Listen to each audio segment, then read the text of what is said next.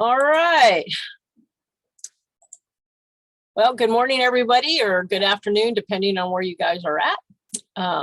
It's a great morning here on the Big Island of Hawaii, and I hope that you guys are all having a wonderful day. So we're going to go ahead and start off with just a short business meeting this morning, and then we'll get to our guests who are going to be presenting for us today. And before we get kind of moving forward, I wanted to find out if anybody had anything that they'd like to add to our agenda for today.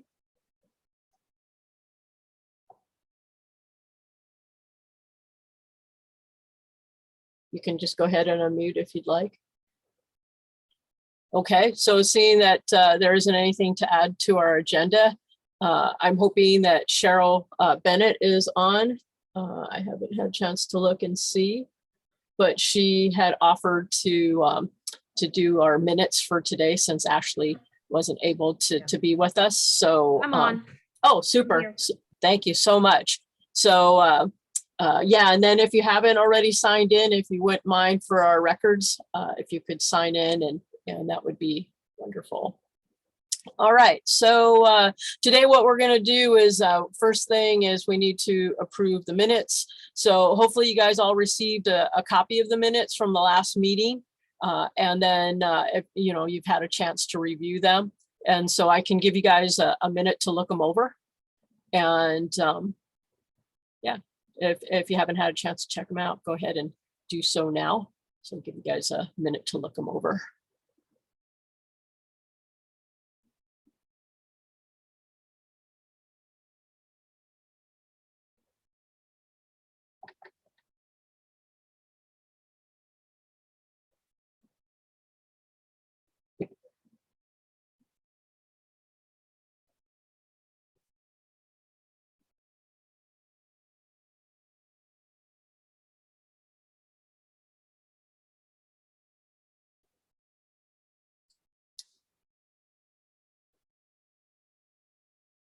Okay, and then if I could get a motion to accept the minutes.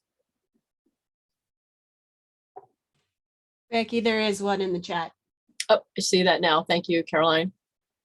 Okay, and can I get a second? I second it.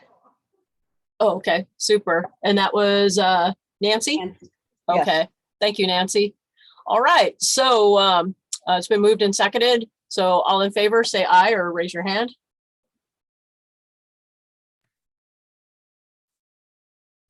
Or thumbs up will work too.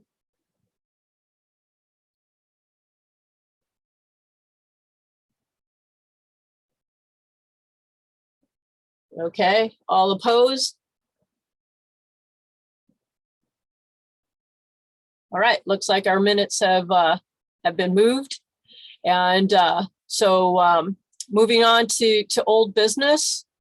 One of the first things was the Excellence in Animal Science Award update. So I submitted Stephanie Connors, Sherry Hoyer, I hope I said that right, Kelsey Irvine and Becca Yarger's names to the committee that is doing awards for NAE4-HA or 4-HYDP, excuse me. And so hopefully you guys have been contacted and, you guys are off and running with evaluating those award applications that came in. And hey, yes. I was going to tell you, I have not heard anything from anyone other than your and my stuff from that whole. Interesting. So, okay. Thank you for letting me know that, Sherry. I wasn't needed anymore, so I wasn't going to, bring it up. But if I'm supposed to be on the list, yeah. Yeah, I sent 4 names on the to the committee, and they said that they would be sending things out because they should be being evaluated right now. So I will follow up after this meeting for you. So thank you for letting me know that. So, and I'll probably follow up with the others as well then too, to just make sure that they have gotten information from them. So, all right. And then the other update that we had was on the resources and publication library. So Ashley Travis, who offered to chair that committee, was not able to be with us today.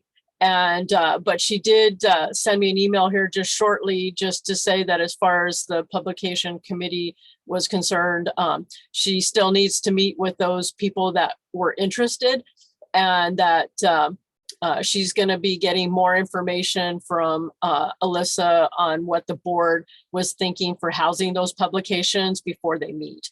Okay. And she says that she will plan to email, I guess, the group and try to get a meeting set up very soon. So just kind of to let you guys know that. Okay. All right. Let's see. I didn't have anything for new business, unless, again, anybody has something that they'd like to bring up.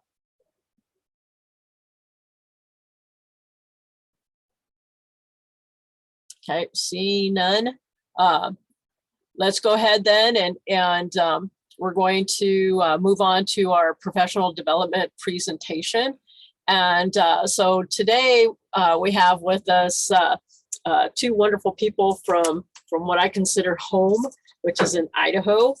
And so today we've got Cindy Kinder and Nav Gamir, again, from the University of Idaho. And they're both going to be presenting today on what's your strategy on evaluation of youth animal programs.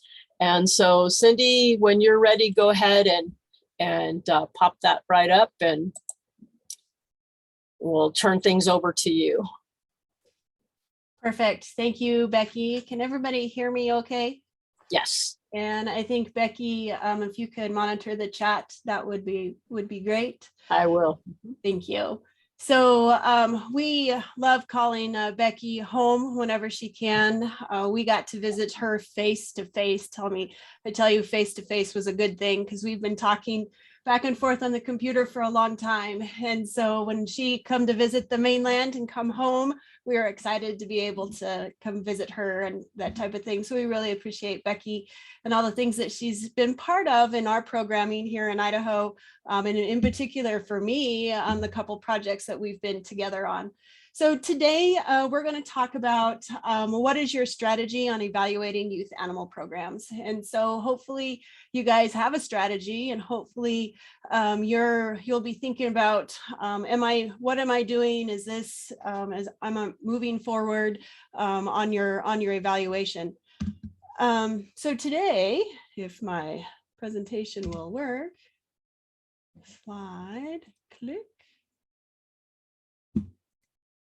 Oh, now I've clicked it like 5 times, so we probably will have lots of slides go fast. So today we're going to talk about have a discussion about how you evaluate your animal programs. We'll talk some about methods, learning targets, and challenges.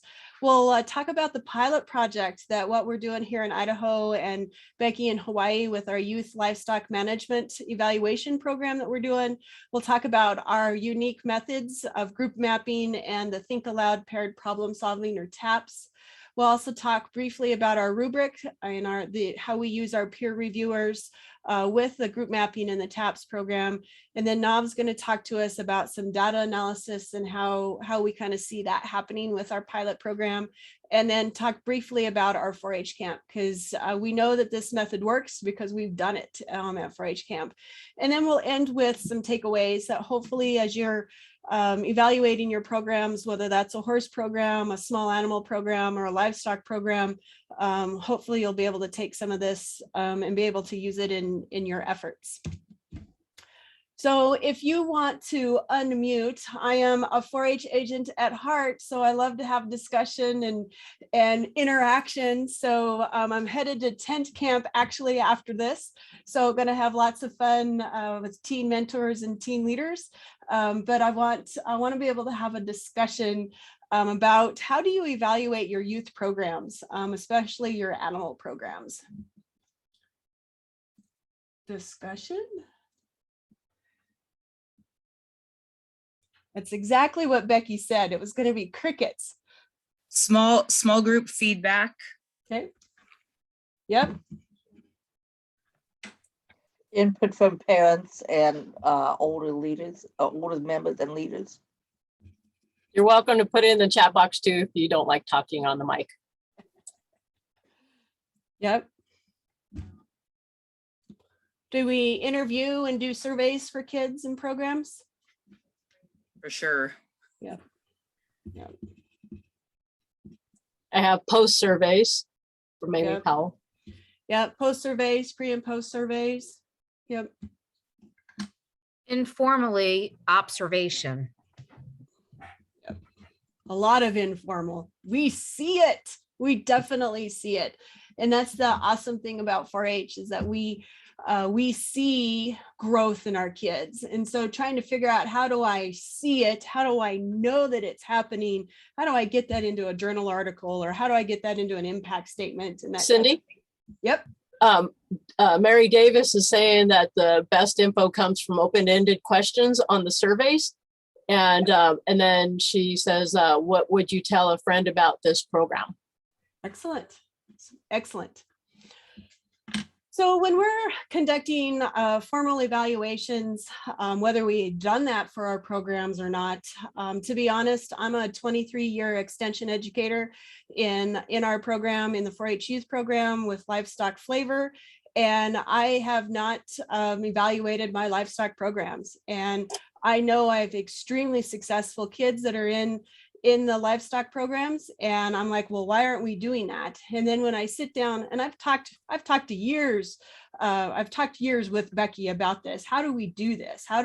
You can't say, oh, he had so many champions. You can't say the champion brought so much money. That's not a true reflection on the knowledge and on our program. So how do we come about that? And, like most extension states, we follow a logic model. We do tons and tons of inputs with lots of resources. We have an amazing set of outputs that we do, and those outputs provide some outcomes. Those outcomes are for our members are a 10-year window, right? We have short-term, medium-term, and long-term outcomes that happen with those kids. Amazing educators, you may be that amazing educator. We're conducting programs that we see growth in those kids. And so, how do we put that on paper? How do we put that so that we can be accountable to our funders? How do we, I'd love them to be with me in a seat. I want to show it, see that? That's what kids are doing. But we come across there's some couple different methods. And how many of you, and I can't see everybody, so Becky, you're gonna have to count for me. How many of you have used common measures as a method to evaluate your program?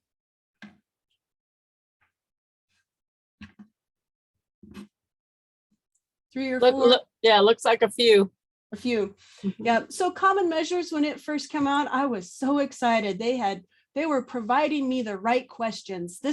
I'm just going to use this paper survey, and it's easy to do right after lunch or right before lunch. Fill this survey out. We'll have all the right questions. And then I'm kind of a visionary. So it was exciting to say, oh, I know we've been doing pig camp in 2 different districts. We can now show statewide impact. We can show regional impact. And then hopefully somewhere, somebody's going to take all my data and we're going to show national impact. And Laura made the comment that she's had to for national 4-H grant funding reports. Yep. So with common measures, they were a canned set of questions, that's been approved through who's ever IRB program. And they were really measuring different components, measuring the science piece, the healthy living piece. They have a civic engagement survey. They have college career readiness surveys, and then just a general universal positive youth development survey. So sometimes when I'm doing my program, my local program, it's hard for me to remember that there's big picture science skills that I'm teaching in my Meat Science, Meaty Matters class. So that was a struggle sometimes for me. I am just recently finished the Thrive model training that just happened here over a series of weeks. And that really, there's a whole lot of different things that go on with that, but really it comes down to that developmental context. Are our programs providing that spark for the kids, that sense of belonging, the relationships, and then that engagement? And that's really, really the crutch of that. And so when you use the model or the method of the Thrive model, you're evaluating that part of the program. There's definitely other methods. We've talked just briefly, and some people in the chat talked about the surveys, the interviews, the personal contacts, talking to the parents. Sometimes we do case studies just as a formal method to use for the evaluation. So what are some of the outcomes, or what are some of the learning targets that and this is a question, so unmute or put it in the text or in the chat. So what are some of the targets, or what do you want to know? What are you trying to figure out when you're evaluating your program? Okay, Emily says, when will the Thrive model be available for us to use? So good question. I am not the expert on that. I will be upfront about that, even though I wholeheartedly believe in it because I see kids thrive. And I'm kind of a purposeful, I purposefully plan my programs. I purposefully plan certain things to happen. So it happens with the kids. They've been doing a series of trainings. I was part of that, and I don't think I was on the first wave of that. So I would definitely look on, the 4-H national website to see about that. If you want to contact me personally, I will forward you the email that I got, so you can do the chasing of that. But I know they did a series, and I know they've recorded the series, so you can go back and record those. And Jen says here to check with your state leadership. Most states have Thrive champions. Yep. Thank you, Jen. So what are our learning targets? What are we wanting to get out of our survey? Is there any others on the chat? I always want to know what we didn't cover. Like I want the kids to tell us, what did you want to know that we didn't cover? Right. Yep. Good. For sure. I think for me, I want to be able to collect data to show our stakeholders the importance of these programs, because I think sometimes we get overlooked, and I understand the importance of urban programming, but I still want to show them how this side of programming is just as important.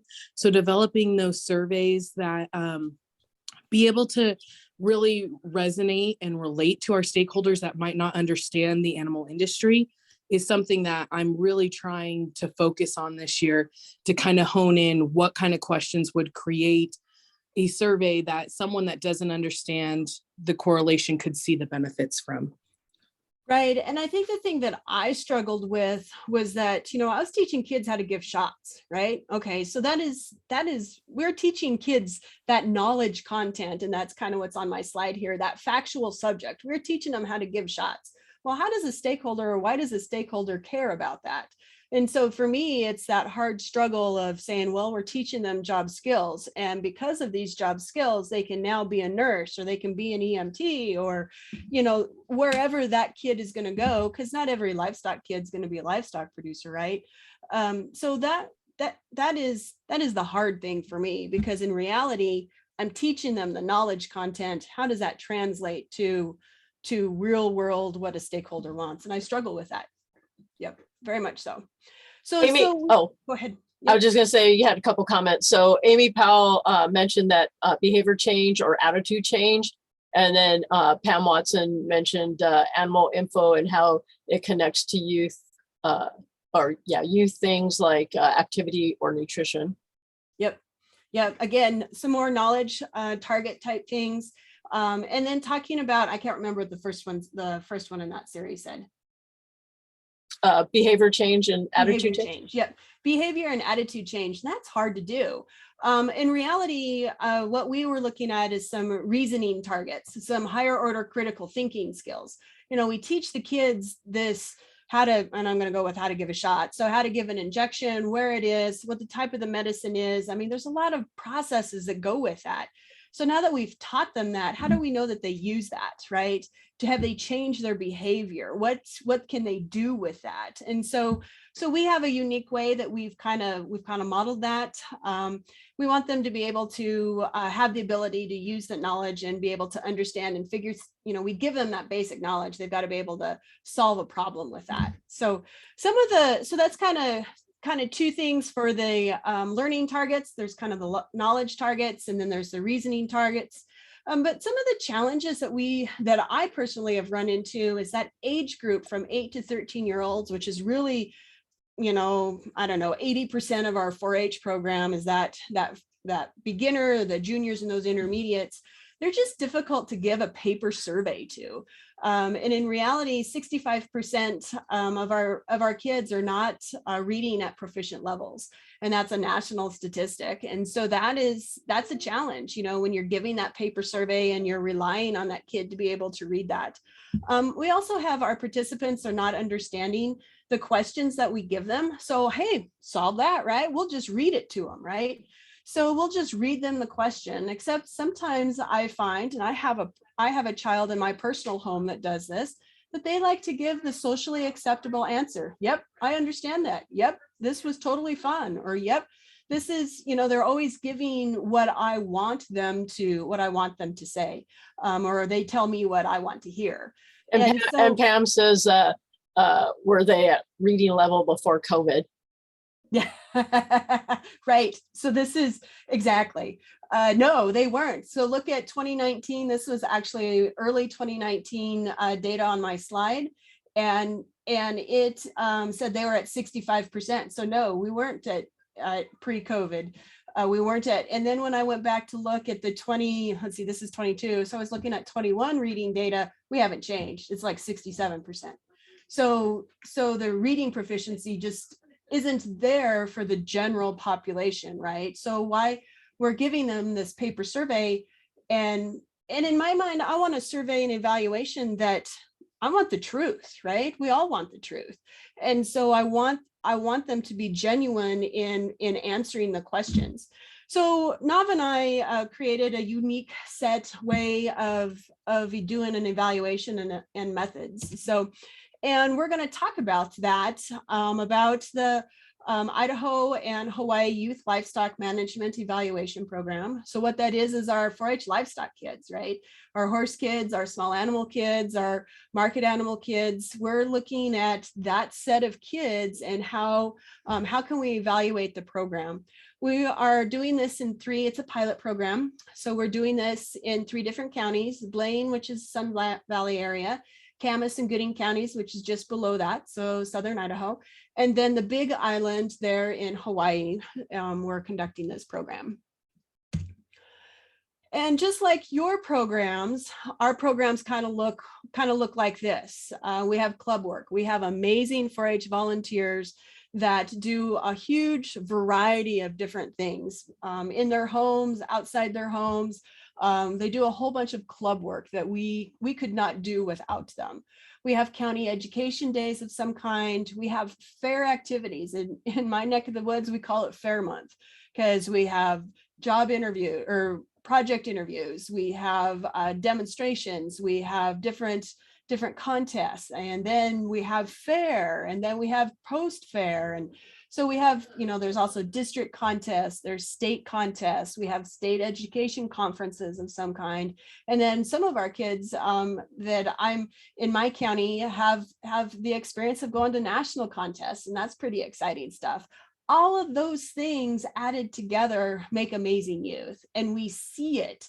So we've developed a way to do some unique evaluation to kind of put it on paper and to get a journal article and say, hey, look at these. These are the numbers. These are the facts. This is what's going on. So to talk about our protocol and to talk about what our unique situation or how we're using our methods, I guess I should say, is that basically our protocol is we're doing before and after group mapping assessments. So those group mapping assessments, if you look at the picture in the lower left-hand side, we have a camp counselor or a teen mentor that is monitoring this table of juniors. And we took this, so there's tables with three different age groups, or I should say participation groups. So we selected groups by years of participation. So we figured if they're in their first, second, third year of being involved in a livestock program or an animal program, then we group them then also into the intermediate, so 4, 5, and 6 years, and then 7 to 10 years. And so we have kind of a beginner, an intermediate, and an advanced group. And so sometimes those groups of kids, we can have 40 of them in one age group, right? So we made sure that around this table that we have 12 or less kids, and we just did a random roll call method type thing, counted 1, 2, 3, 4, so that the kids would be kind of randomized in this at the table. So then, so at the table, we had a teen mentor ask the questions, and the questions are up in the, I guess, in the middle of the slide. How do you, please draw something that tells me about animal feeds and nutrition. Please tell me, or please draw something about animal health, medicines, and giving injections. And question number 3, please draw something about animal selection, growth, and meat carcass quality. And then the other one, the last one, is please draw something about livestock equipment, handling, and identification. So we have these teen mentors are helping guide the kids with the questions, making sure they get all the pictures in the white quadrants. We do an individual map assessment, and Becky, after our presentation, will actually send that out to you guys. And basically that is to kind of find out if we have some outliers. You know, we always have a junior member that just has an older brother and sister and is spot on with everything. So we make sure that we kind of assess where are the kids at? Are there some outliers already in the group, that type of thing.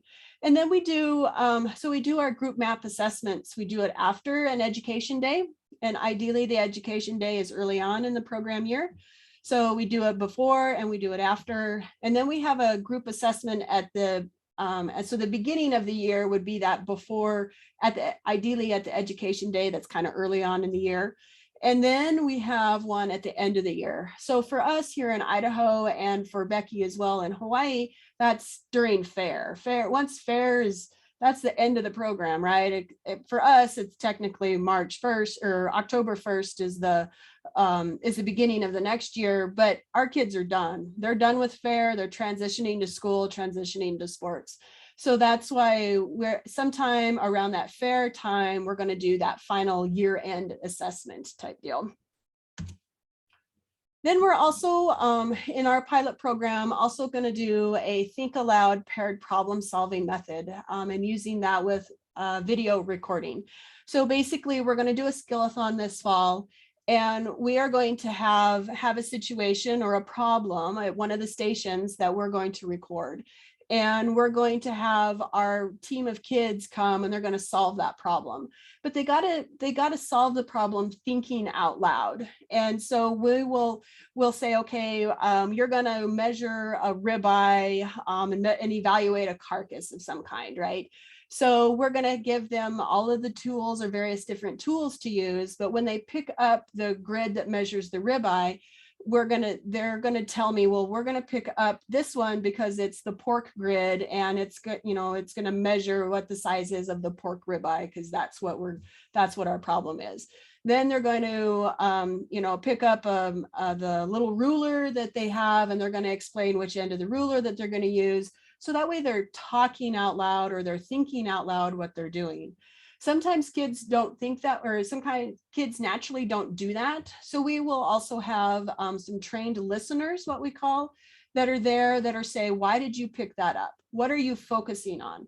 Why did you do that? So that way the kids can explain and can elaborate more on in the video and in the recording, what was the decision that they made, because they've got to be able to think out loud. So our recording is so that our evaluators, our peer evaluators can say, yes, that kid is confident, or that kid isn't quite sure, he didn't talk about it, and he was wrong, or he was indecisive on which one to use, so he guessed, right? So ideally we focus on, do they show the problem solving comments? are they confident? We had one kid that was so confident in his presentation, but he was dead wrong. It was awesome to see, but he was confident that he knew that this was, and he just got messed up. You know, kids mess up. It's okay. Adults mess up. So we also want to talk about, we also want them to see, or we want to focus our evaluation on, are they using age-related critical thinking comments? For example, if we were doing a feeds one, maybe the junior member may be talking about, oh, we're just feeding grain and we're just feeding hay. Whereas an intermediate person would say, well, I'm feeding concentrates and I'm feeding roughages. And maybe the advanced kid should say, I'm feeding this for protein, I'm feeding this for energy and fat, and I'm feeding this for vitamins and minerals. So just being able to realize that there's age-related comments as well.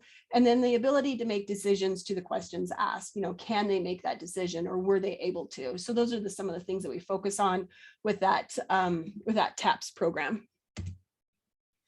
So I'm going to shift gears a little bit. We're talking about the evaluation. So we've got our group maps, we have our little video, and then we're going to, so what are we going to do with that? So we created a rubric, and this is a picture of the rubric off to the left-hand side, and this is just question 1. So this is about, the question 1 was about, what do you know about animal feeds and nutrition? So this is, an evaluator is going to look at that. So this evaluator ideally should have some youth responsibility, because these are kids, right? And then they should have some type of subject matter experience, because when you see these little red dots that are drawn on the picture, you got to kind of know, oh, that is salt. Or if it's yellow dots, oh, that is corn. Because you got to be able, because sometimes kids will write corn, or sometimes they'll write salt, or sometimes they just won't write anything. They'll just draw these little red dots. So being able to kind of understand the subject matter of, oh, yes, we're talking about feeds. Yes, that kind of makes sense. You need to have that subject matter experience. So this is kind of the questions, and they're really kind of patterned the same with the 4 different quadrants that we're using. Does the poster reflect and show the essential nutrients? Because that's what we want kids to talk about. And then the evaluator can say yes in poster 1, yes or no, or give it a score of 0 to 10. And same with question or poster number 2, the map number 3, and then the map number 4. Some of the other questions: does the poster show water? Does the poster display different types of feed? Does the poster show the use of supplements? And does the poster show water systems, feed pans? Does it contain verbiage related to the parts of the feed tag? Just some things that kind of indicate, oh, this is what the kids should have been learning. Are they showing that in their drawings? And then we talk about at the very bottom, it says, does the set of posters reflect that the member has increased in knowledge? So we get that evaluation too. Cindy? Yes. Pam asked a question, are you using common measures or asking questions regarding STEM technology? I just heard a lot of higher level scientific terms for different age levels. So we are not using common measures. I made some of the questions that common measures, it's hard, in my opinion, it is hard for when I am teaching kids, for example, how to give shots, because I just did that the other day, how to give shots. When you get the science survey that common measures has, kids don't understand, or kids can't translate the jargon with that. And so I'm not using it. So guess that's that. So then we take the data from our evaluator.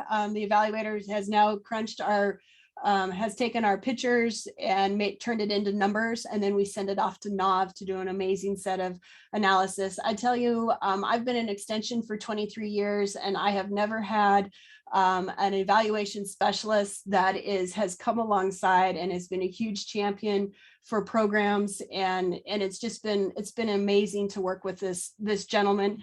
And he'll talk here in a couple slides about some of the things that we're doing. But so this one again is question number 2, kind of a similar pattern. This is the question number 2 is about animal health, medicines, and giving injections. So did the posters show, is an animal sick, or is there a normal sign? Are they, I'm just going to pull a couple things. Do they show proper restraint when they're given injections? Are they showing what types of injections? The other day they had, a subcutaneous and a intermuscular pictures. This one, as you can see in the pictures that are on this slide, you can see that they're placing the needles in the right spot. Whereas the picture before was, they just had, oh, that picture is flipped. Sorry. They have, that you can read different doses and that you're supposed to give a shot, and that was it. So then they also, so there's a set of questions that the evaluator does with the rubric, and you can see this is a poster that was done just the other day. So kind of a before and after. You'll find out that the before can be more general, and then the after starts getting more specifics, and that's kind of exciting. So then so this is with the TAPS rubric. So this is using the video and the poster together. So we look at those two things, and we haven't actually developed this one for our livestock evaluation program yet, because, that is so after fair. So we're not moving till after that. So this is our 4-H Camp 1, but basically it's going to be very similar, and that we're going to ask, is the 4-H member confident in explaining and recognizing or recalling facts that they know? Do they use the correct context? Maybe the answer is wrong, but is the context correct? Are they portraying some critical thinking comments or gestures? Do they show appropriate age level problem solving? Those types of things are going to be used for this rubric when you're using the video and that poster. So that's kind of how that particular assessment works. So Nav's going to talk to us about the data analysis and what he's going to do with that. So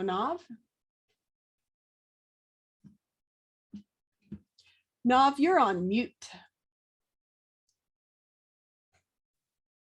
Thank you, Cindy, deeply appreciated. Once we have the peer reviewer review our poster and the video that is collected using the TAPS method, then they number the data in the rubrics. Then we put those data in the Excel sheet. Once they will give it back to us. And then after that, we analyze. And what we do, the major focus on this is three things. Number one, the goal is to find out the difference between the groups of beginner, intermediate, and advanced. And then also to find out within the group difference. It is the before and after within the group, if there is a difference, and also between the groups.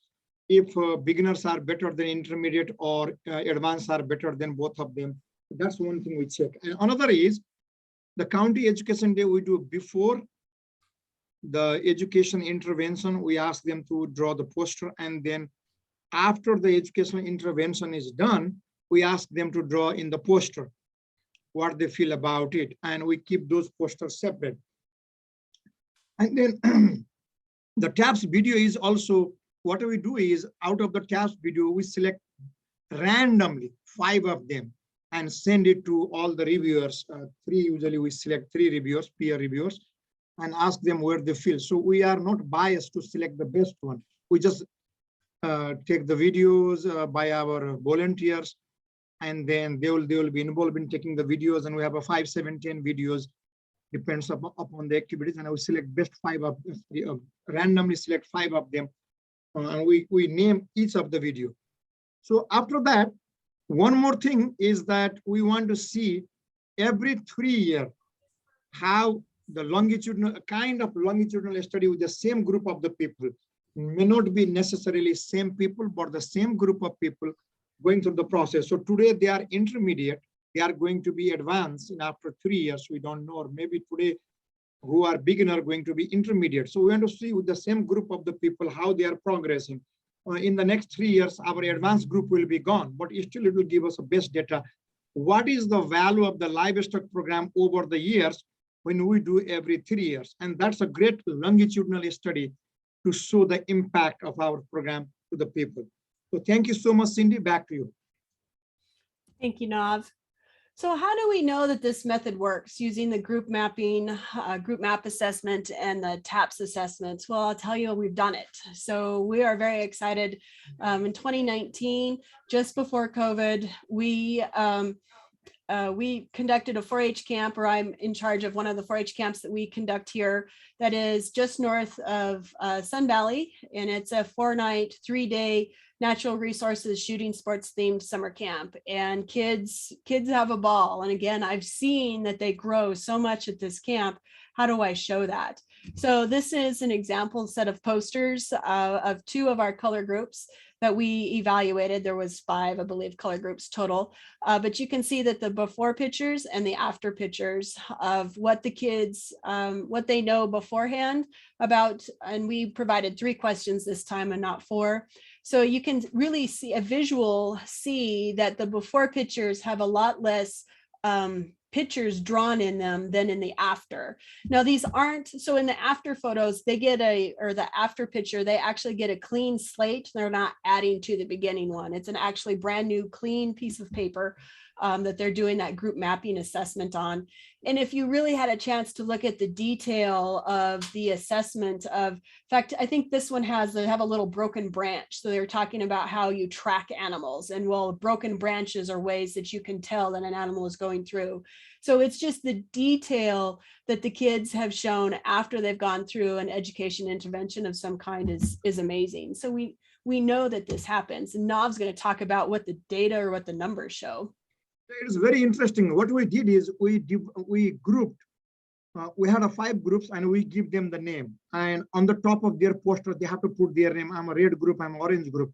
And you can see the red group had, before the educational program intervention, based on our peer reviewers score, the red group has 1.24 mini score, and after 2.29, and then orange has 1.19 and 3. Then all the way you can see green has 1.52 and 5.1, and blue has 0.86 and 4.1. An interesting thing is that why we use the mixed method, the mapping plus TAPS, because one method often does not give the right picture about our project. So what we did is, you can see that red has a little bit lower score than the blue and green. But when we did the TAPS method and through the rubric, when we received the data, we are surprised. The red group had highest score in the TAPS method, because in the TAPS method, we didn't have a before and after. We could not do that. So what we did is, before we are going to do the programming, right in the planning stage, we decided if our people will get any score more than 5 and above, we believe that they learned and our goal was met. And then those people who had a lower score in the map, all of them were a higher score in the TAPS. So that way we can see the overall picture of our program and its outcome. Thank you. Back to you, Cindy. Thank you, Nav. So yeah, so we know that using our TAPS method and the group mapping assessment, it works. We've seen it in our 4-H program. So we were our camp program. So we were translating that into our livestock program. So some of the takeaways that I hope that I want you to be thinking about as, oh, can I do this? How can I help evaluate my program, is make sure that you're determining your learning targets. Because like I said, I've been in extension for 23 years, and I get like, okay, we're going to ask these questions and we're going to just ask them all. So you can't do that. You can't ask it all. You can't do it all. So it's like, okay, what are we going to focus on? And for me, I had to write it down. I had to write down, okay, we're going to learn or teach about the higher critical thinking skills, or we're going to focus on that. So when I got caught up on, oh, we're going to teach them how to give shots. Okay, nope, that's not what my focus is. I got to bring myself back. So that way I can make sure that I can focus on the right learning targets. And then also you should use the method that fits, that it fits your needs. And I'll tell you, I think the older kids do better, that 14 and up do better with a paper survey. They don't draw, they don't get near as excited when they're drawing. Make sure that the method fits your target audience. Make sure you ask the right questions. I'm kind of known as a survey Nazi over here about asking the right questions and what does the answer to that question, how does that help you with decisions? Because when you ask the question, did you like it? How does that help you? You know, how does that help you make a decision, or how does that help you promote and show accountability to your stakeholders? And then the other thing is to know the challenges of your methods. For example, the survey methods, they're just hard for younger members. They're not near as, at least I don't feel near as confident providing us a survey, a paper survey to those younger members, because they just can't read as well. And definitely ask for help. Ask your evaluation specialist. We have a NAV. I hope you have a NAV in your state. Just ask for help. And also Becky and I and our cohort Chandra, she couldn't make it today. She's in Chicago at some big fancy training. We're all wishing she was here, but and NAV, and we're here to help. You know, if you want us to come and talk about the evaluation methods, or if you want just hey, how can I structure this in my program? Pick up the phone, send us an email, whatever. And then the last thing as a takeaway is you take your data. Becky made comment about this the other day. She's like, I just send the data on and I don't ever see any use for it. And you know, that gets frustrating. And I've been in there too, as you know, I've done all this hard work with my kids to collect the survey, to collect the data, and then somebody else takes it and I never see it. So make sure that you tag back with them and use it. Find out what the data showed, even if it is just your part of your county or your part of the state. So that way you can be accountable and show accountability to those, to your funders and to your stakeholders. So that's kind of what I think I've got a few minutes left, Becky, 10 minutes, 5 minutes. So we can entertain some questions. I'm going to stop sharing screen, I think, if I figure that out.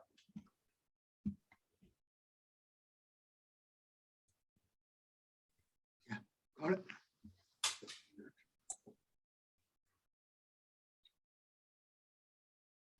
Okay, so thank you, Cindy and Nav, and yeah, at this time we'll go ahead and take questions from the group.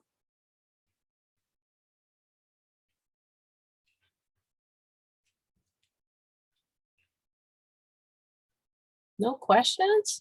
Okay. Gee, you did a wonderful job, Cindy. Yeah, And how'd I do that? Okay, here we go. So yeah, can we email the slides? Yeah, so this is all being recorded. So I will go ahead and once we save the recording, we'll go ahead and upload it to the NAE group page. And also, they're asking for the slide. You know, somebody would like to go deeper, and slide is okay. I think Cindy can share it. Okay. And I would like to let you know that sometimes people think that it's a little bit more involving, engaging, but once you set in advance and make the planning very well, Cindy and I work on this couple of months to make the plan and to train the volunteers, then it went so smooth. The volunteers and our participating youth were all the time ready. They were excited to do the map or to do the tabs. So we have to have a little bit of planning, and we are always happy to come and help you on our own money if you have those kind of challenges you need, because we believe in reciprocity, learning from your best program, and then what we can do for you to help to grow your program best. We're always happy to just let us know by email. And if you want us just to train you in our another Zoom meeting, or want us to come to your state and stay in your 4-H camp and help you with that, but we have to have a planning in advance, couple of months.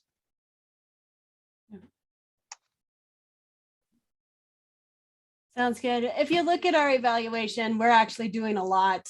So I actually started the 3-year process, or the longitudinal study, back in 2019.